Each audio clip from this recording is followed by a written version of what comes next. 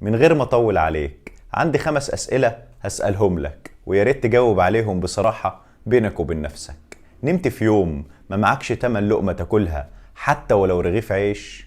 لأ. عملت ذنوب كتير انكشفت ولا انفضح سترك؟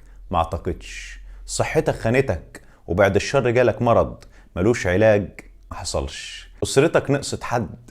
استنى ما تجاوبش. حتى ولو نقصت كانت بعد الشر خاتمته سيئة؟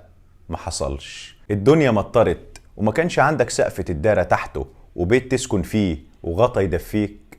ما ظنش. يعني عادي مفيش جديد، اهو العادي ده لوحده نعمة كتير يتمنوها، فبوس ايدك وش وظهر واحمد ربنا عليها. واليوم اللي يفوت عليك وانت متحاوط ومتغلف بستر الله وعنايته، محفوظ من شر الامراض والبلاوي، عندك اللي يكفيك ومش محوج ولا ناخخ لحد.